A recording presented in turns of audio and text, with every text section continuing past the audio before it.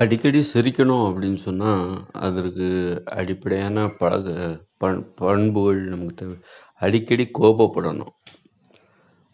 அப்பதான் அடிக்கடி சிரிக்க முடியும்.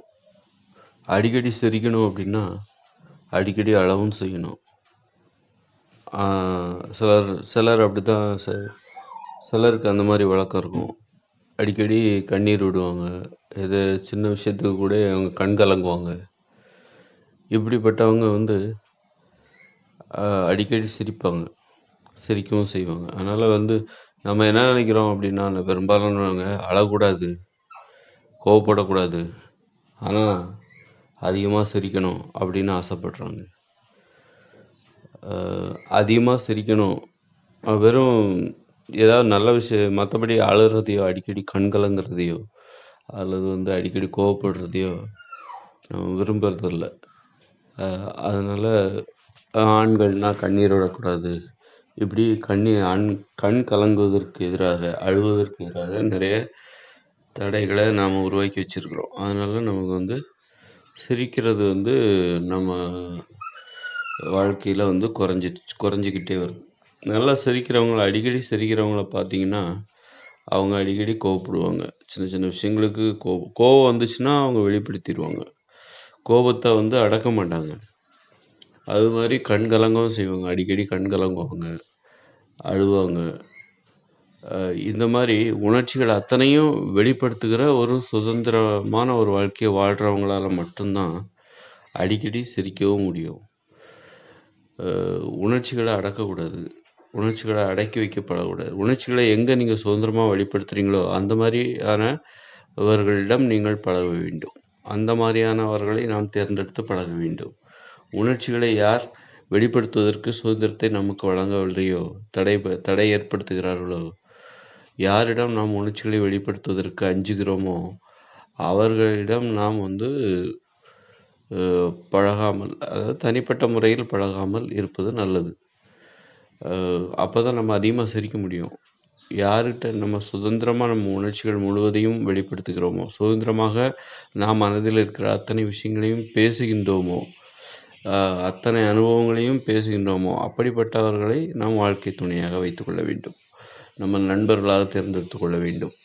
நாம் கோவப்பட வேண்டும், மீண்டும் பேச வேண்டும், கோவப்பட வேண்டும். ஒரு கோவப்பட்டால் என்ன ஆகும் அப்படின்னா, கோவப்பட்ட பிறகு நாம் என்ன பண்ணுவோம் அப்படின்னா, சிரிக்க வைப்போம். அதுதான் அடிப்படை. அதனால் ஒருத்தர்கிட்ட நம்ம யார்கிட்டயா கோச்சிக்கிட்டா அவங்க நம்மளை சிரிக்க வைப்பாங்க. நாம் ஏதோ தப்பு பண்ணிட்டோம், அதனால் அவங்க நம்முடைய நண்பர்களோ அல்லது உறவினர்களோ அல்லது நம்ம குடும்பத்தில் உள்ளவங்களோ அல்லது கணவனோ மனைவியோ அவங்க மனசு வருத்தப்படுற மாதிரி ஆகும்போது, தப்பு நம்ம மேலே இருந்தால் அவங்கள நம்ம என்ன பண்ணுவோம் அப்படின்னா, அவங்கள சமாதானப்படுத்துவதற்காக நம்ம அவர்களை சிரிக்க வைப்போம். ஆக இப்படி ஒரு உணர்வுபூர்வமான ஒரு வாழ்க்கையை வாழ வேண்டும். அப்படி வாழ்ந்தால் மட்டும்தான் நாம் வாழ்க்கையில் சிரிக்க முடியும். கோவப்படணும், அடிக்கடி கோவப்படணும். நம்ம உண்மையிலே நமக்கு பயம் நிறைய வாழ்க்கையில் ஏற்படும், நிறைய சம்பவங்களில். அந்த பயத்தை ஒத்துக்கணும். நான் உண்மையிலே ரொம்ப பயந்துட்டேன்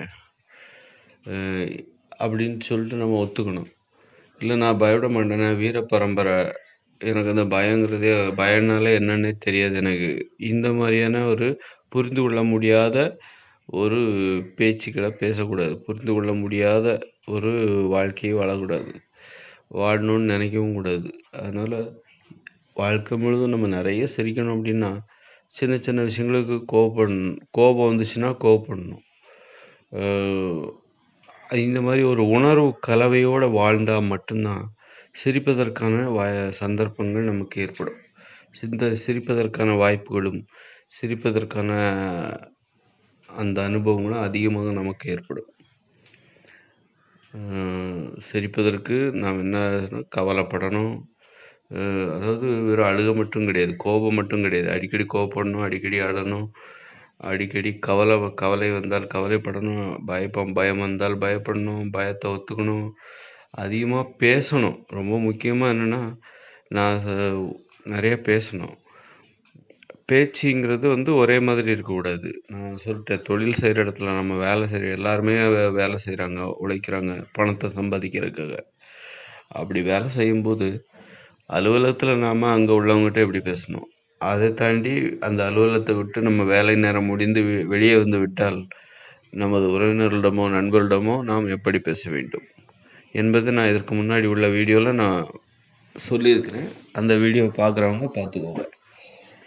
எப்படின்னா, அலுவலகத்தில் இருக்கும்போது நாம் அனைவரிடமே வந்து யாரிடமும் உறவுமுறை கொண்டாடக்கூடாது, உறவுமுறையை விரும்பக்கூடாது.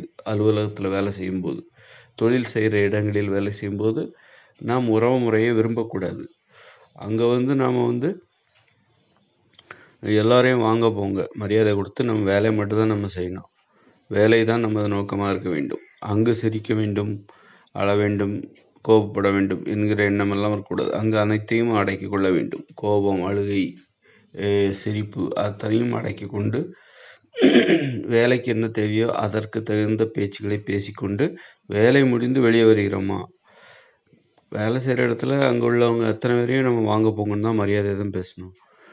அதை விட்டு நம்ம வெளியே வந்துட்டோமா, வெளியே வந்துட்டாக்கா நாம் வந்து பார்க்குற அத்தனை பேரோட ஒரு நம்மளோட ரொம்ப சின்னவங்களாக இருக்காங்க, அவங்க நம்ம உறவினர்களாக இருக்காங்க, நமக்கு தெரிஞ்சவங்களாக இருக்காங்க அப்படின்னா அவங்களும் நம்ம வந்து வா போ, நீ வா, வாடா போடா, வாடி பூடி, அந்த மாதிரி நமக்கு சின்னவங்களாக இருந்தால், நம்மளோட பெரியவங்களாக இருந்தால் வாங்க போங்க. அது மாதிரி நம்ம நண்பர்களாக இருந்தால் அவர்கள் இப்போ ஆண்கள் தங்களுடைய நண்பர்களை வந்து வாங்க போங்கன்னு சொல்லுவாங்க.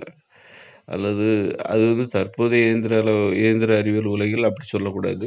ஆண்கள் தங்கள் நண்பர்களை ஒரு தனிப்பட்ட முறையில் பழகுவதாக இருந்தால், தொழில் நோக்கம் இல்லாமல் பழகுகிற ஒரு நண்பர்களாக இருந்தால், ஆண்கள் எவ்வாறு நண்பர்களை தேர்ந்தெடுத்து கொள்ள வேண்டும் என்றால், வா போ என்று பேசுகின்ற, உரிமையுடன் பேசுகின்ற, வாடா போடா என்று பேசுகின்ற, உரிமையுடன் பேசுகின்ற, பெயர் சொல்லி அழைக்கின்ற நண்பர்களை தேர்ந்தெடுத்து கொள்ள வேண்டும். அப்பொழுதுதான் அதிகம் சிரிக்க முடியும்.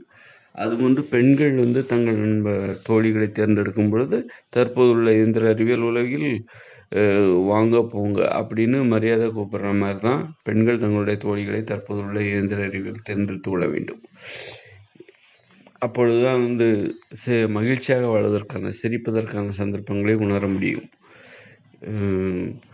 வேலை செய்கிற இடத்துலையும் வந்து வாங்க போங்க அப்படின்னு சொல்லிட்டு ஆண்கள் அதே அங்கே எப்படி பழகுறாங்களோ அதே மாதிரியும் வேலை முடிந்து வெளியே வந்த பிறகும் தங்கள் உறவினரிடமோ நண்பர்களிடமோ வாங்க போங்க அப்படின்னு மரியாதையாக பழகுற அந்த பழக்க வழக்கம் அப்படிங்கிறது வந்து ஒரு சிரிப்பதற்கான சந்தர்ப்பங்களை ஏற்படுத்தி கொடுக்காது, அல்லது கோவப்படுவதற்கான சந்தர்ப்பங்களை ஏற்படுத்தி கொடுக்காது, அழுவதற்கான சந்தர்ப்பங்களை ஏற்படுத்தி கொடுக்காது. அதனால் ஒரு உணர்வு அந்த வேறுபாடுகளை அறிந்து கொள்ள வேண்டும். நாம் எங்கு என்ன பேச வேண்டும், எந்த இடத்தில் எப்படி பேச வேண்டும், இதையெல்லாம் தெரிந்து கொண்டு அதற்கு தகுந்தாற்போல் நமது உறவுமுறைகளை தேர்ந்தெடுத்து கொள்ள வேண்டும், நண்பர்களை தேர்ந்தெடுத்து கொள்ள வேண்டும். அப்பொழுதுதான் நாம் சிரிக்க முடியும், சிரிப்பதற்கான சந்தர்ப்பங்களை ஏற்படுத்தி கொள்ள முடியும், சிரிப்பதற்கான அனுபவங்களை தேடி நாம் செல்ல முடியும். சிரிப்பது மட்டுமே நோக்கமாக கொள்ளாமல் அழ வேண்டும், கோபப்பட வேண்டும், இப்படி கவலைப்பட வேண்டும். இவை எல்லாவற்றை நமது தனிப்பட்ட உரிமைகளை, உணர்வுகளை வெளிப்படுத்துகிற ஒரு உறவுமுறையை, நண்பர்களை நாம் விரும்ப வேண்டும். அப்பொழுதுதான் அதிகமாக சிரிக்க முடியும். நன்றி, வணக்கம். இந்த வீடியோவை பிடிச்சிருந்தால் லைக் பண்ணுங்கள், ஷேர் பண்ணுங்கள். நன்றி.